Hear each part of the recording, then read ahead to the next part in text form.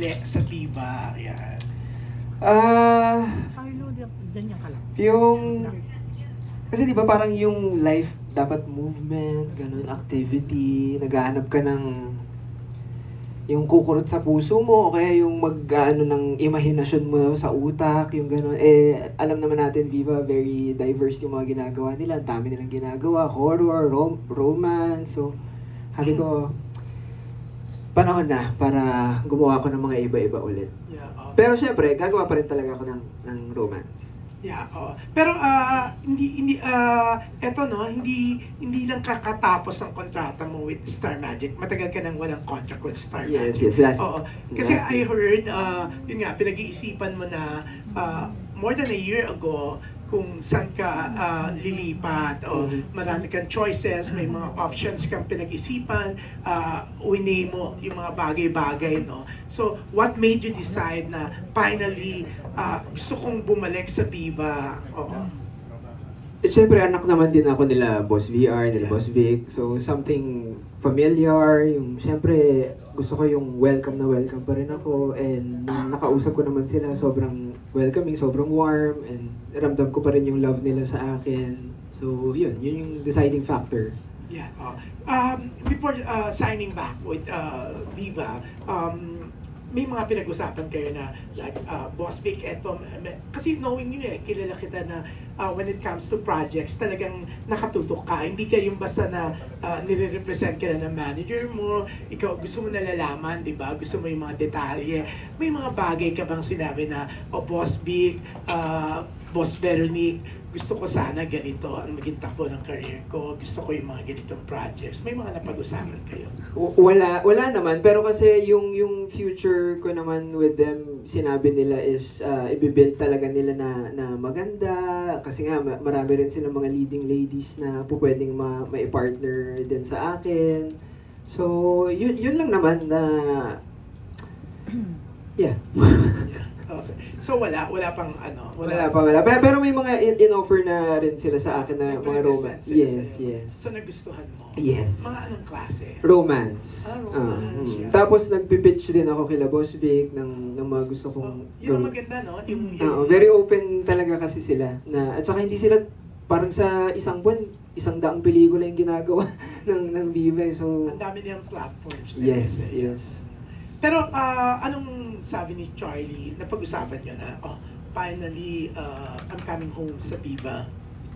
Siya din, very, very excited dahil nga panibagong chapter, parang kami, di ba, kakakasal lang, ganun. So parang yung buhay namin ngayon parang laging parang beginning, ganun, di ba? Kala ko pala A new beginning. Siya rin lilipat sa Viva. Din. Kasi parang gano'n parang pagkakasal. Yan, pero yun, syempre ang daming Viva stars, no?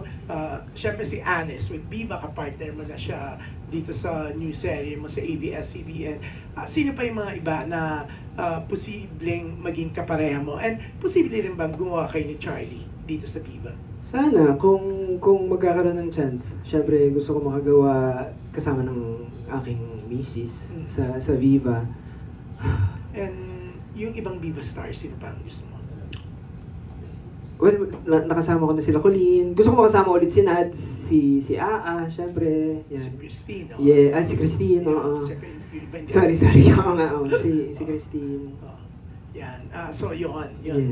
Pero may naka-line up na wala pa? Meron.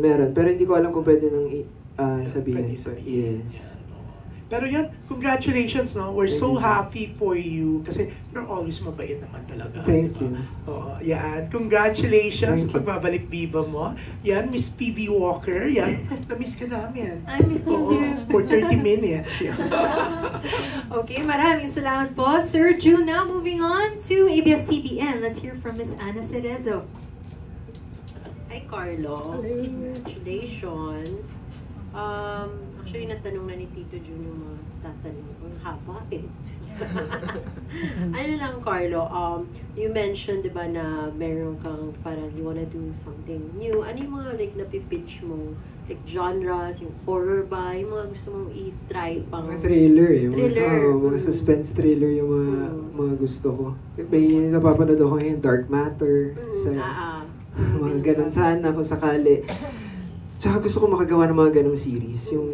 Kasi sa pelikula, nakakapag-romance ako. Sana kahit papano sa TV makagawa. Or sitcom. Ganun. Sitcom. Bakit pa? Feeling ko kaya akong mag-sitcom. Nakapag-sitcom ka na. Hindi ba?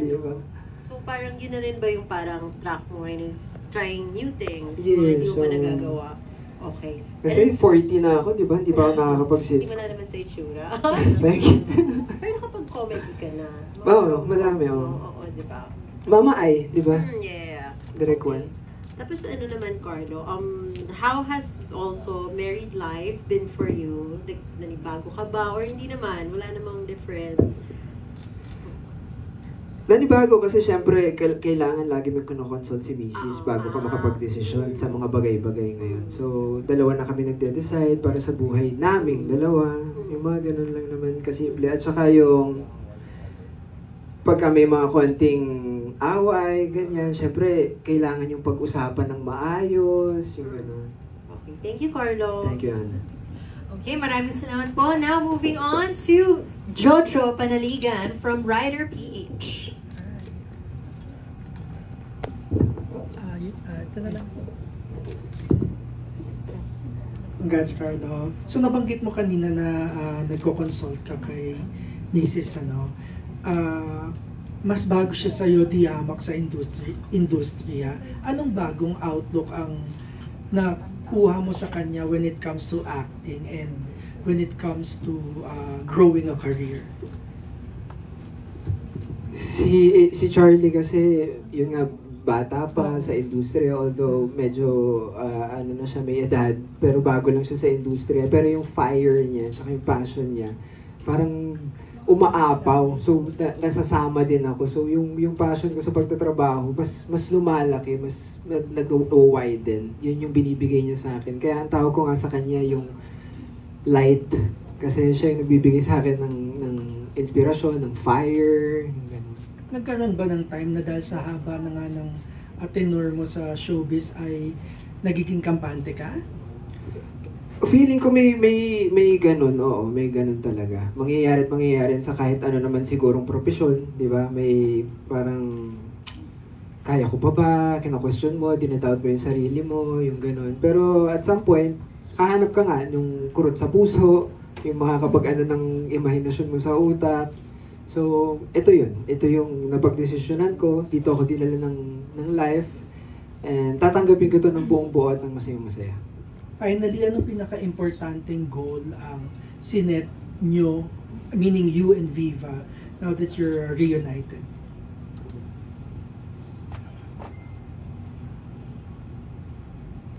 Siguro makapag-inspire. Yun lang naman talaga yung gusto namin as a artist, di ba? Yung makapag-inspire ng mga tao. Through choice of roles, gano'n? Yes, characters, stories, di ba? Yung gano'n. Salamat. Thank you. Thank you. Right, great questions. Maraming salamat po, Sir Jojo. Now, moving on to TikTok and People's Journal. Let's hear from Aster Amoyo. Okay,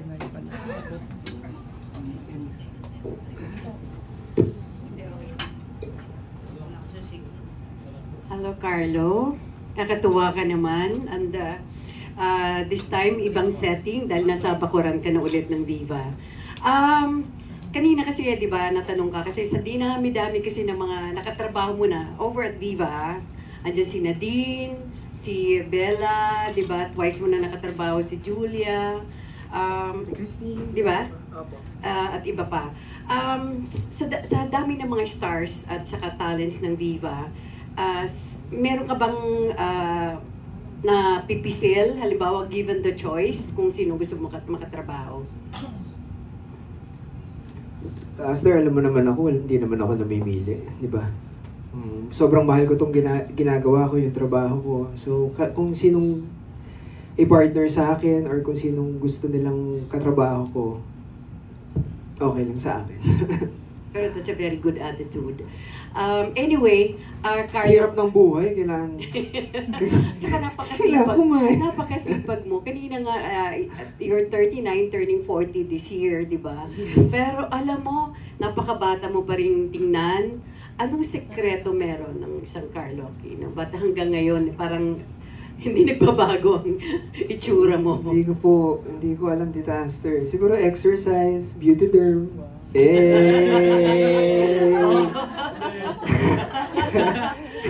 Makakarating. Yun lang. Hindi kasi ever since talaga, kung may exercise, basketball, takbo, hindi nawawala sa akin yun. Tsaka every now Never and then. kang tumaba, ha? Yes po, hindi Never talaga. ka tumaba. Oo. Oo. Salamat sa genes, hindi talaga din ako. Nakuha ko siguro sa dad ko.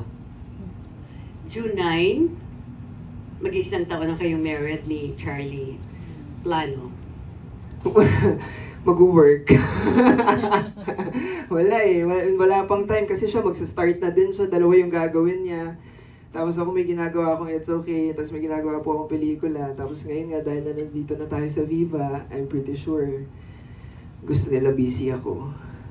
Gusto rin naman natin yun. Ano pa ang kulang sa isang Carlo Aquino? Ganda, walang maisip, di ba?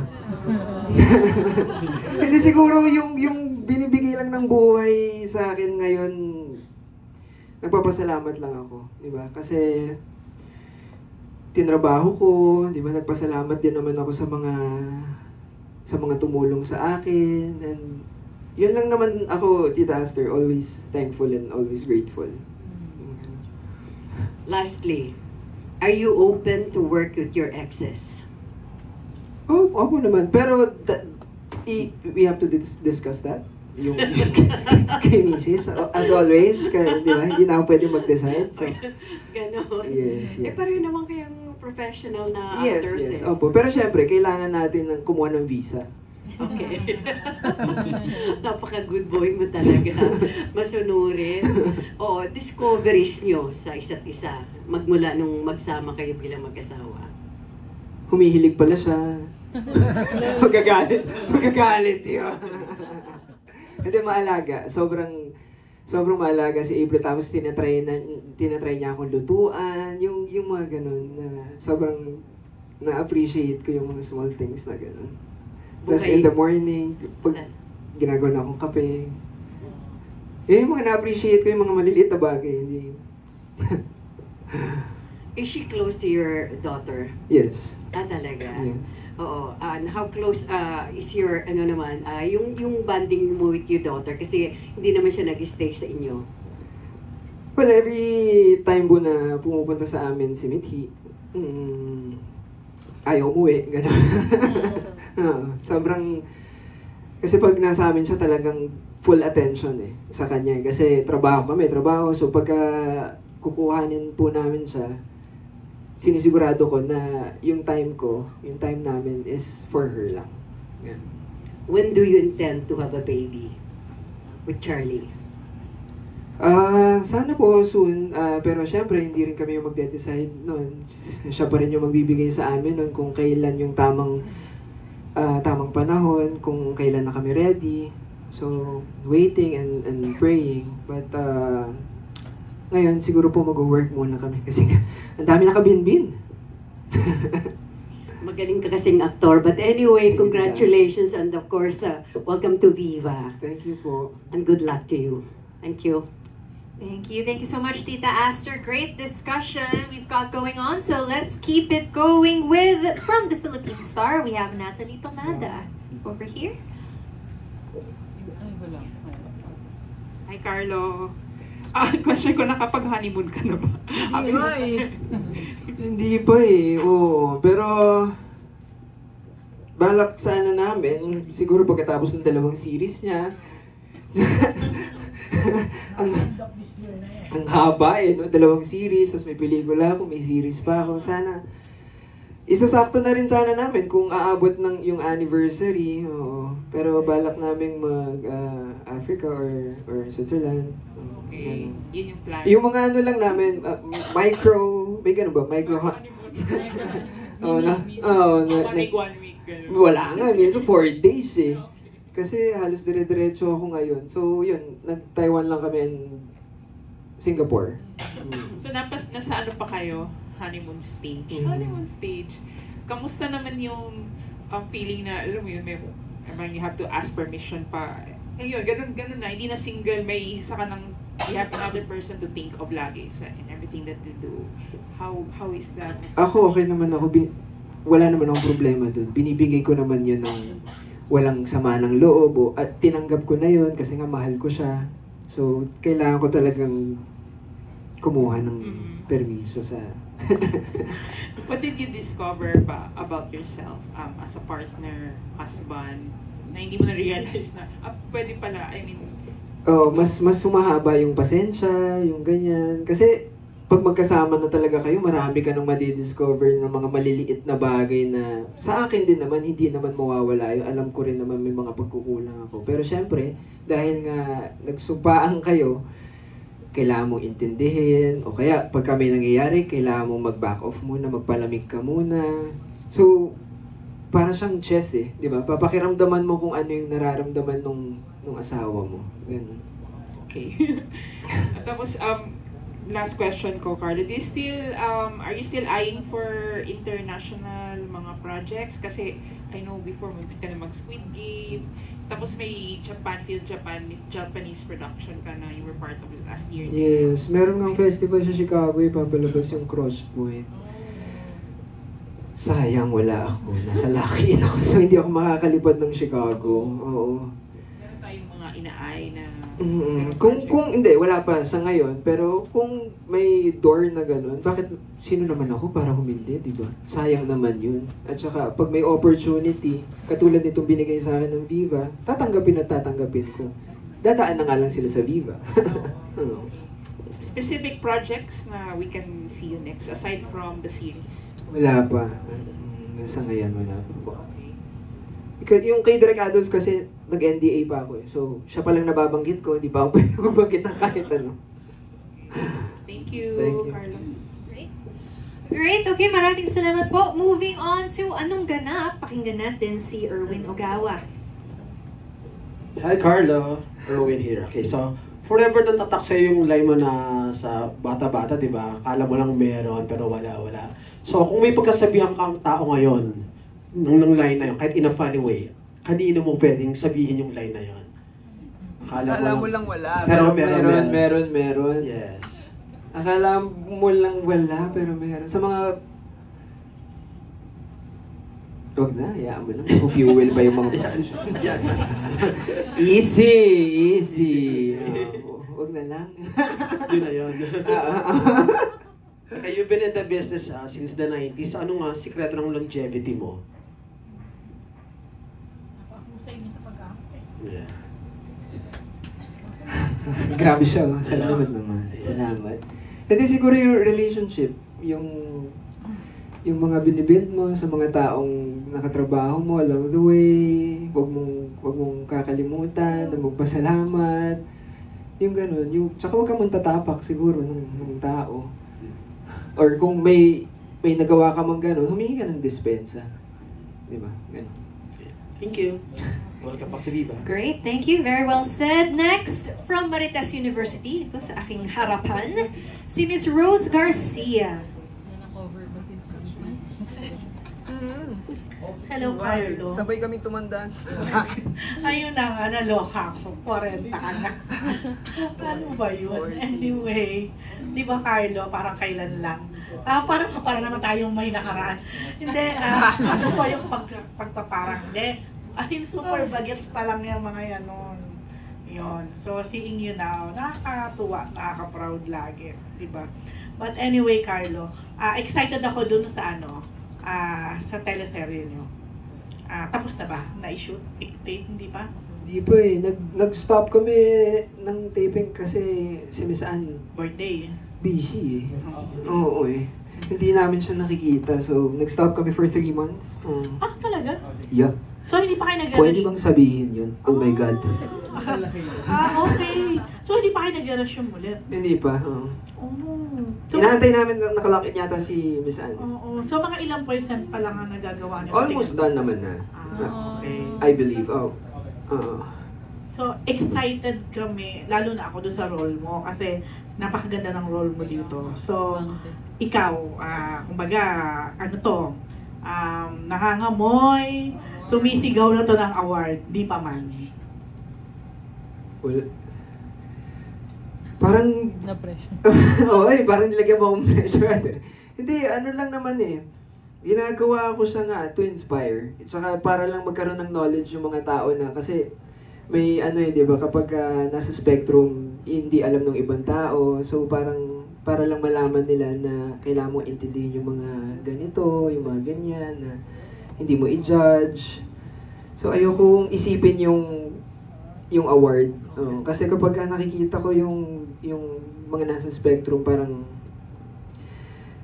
silang higher being kasi wala silang concept of hate, di ba? Yung hindi sila nagagalit, tapos wala silang ibang gusto. At pagka nakilala ka nila, hindi ka na nila makakalimutan, yung ganun. Gusto kong malaman ng mga tao na may pakiramdam din sila, na empath din sila, yung ganun.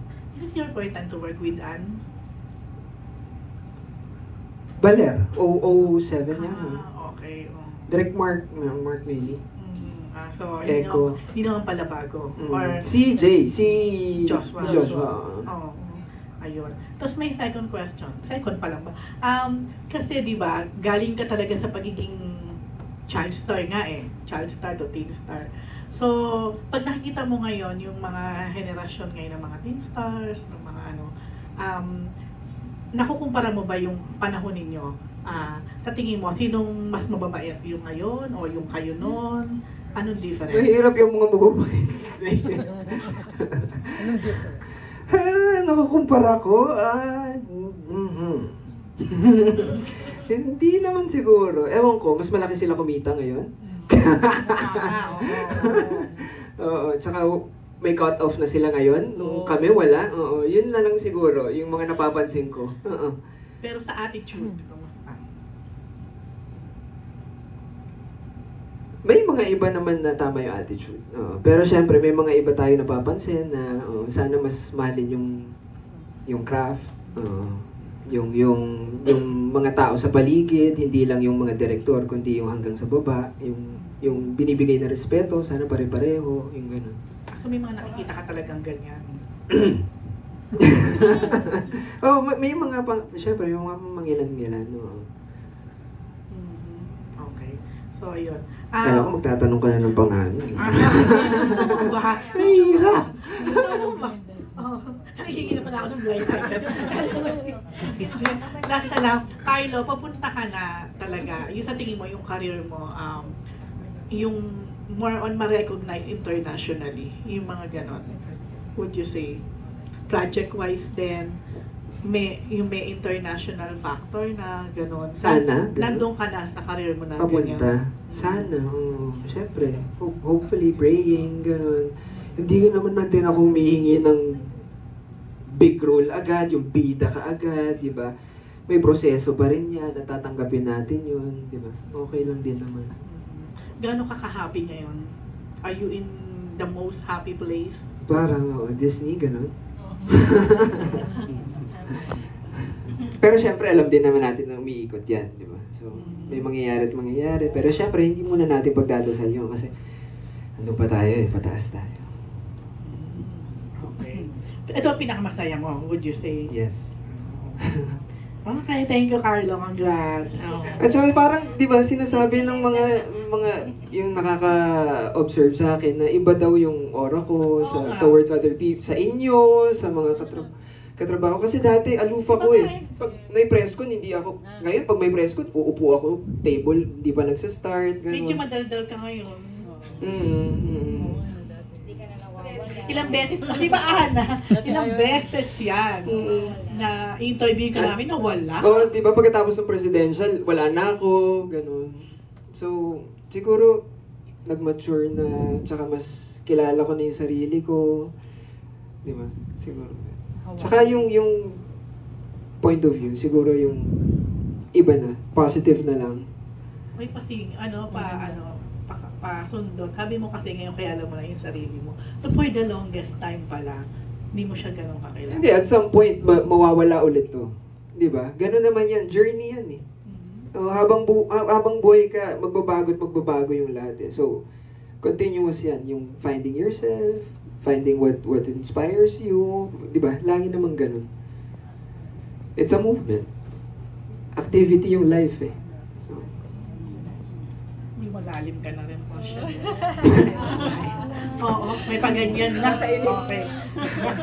Ang ganda, no? Parang ako rin na-inspire ko sa happiness niyo. Sana all. Charet. Okay, now, let's listen from Random Republica. We have Miss Kate Adahar. Hi, Carlo.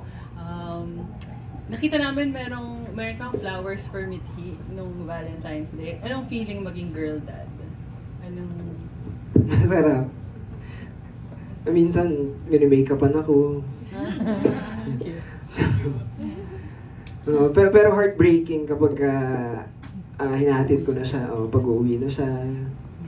Siyempre, alam ko matagal ko na hindi makikita. So, yan, sarap sa pakiramdam. Tsaka nakakatakot. Kasi yung age ngayon, iba na yung mga kabataan, iba na yung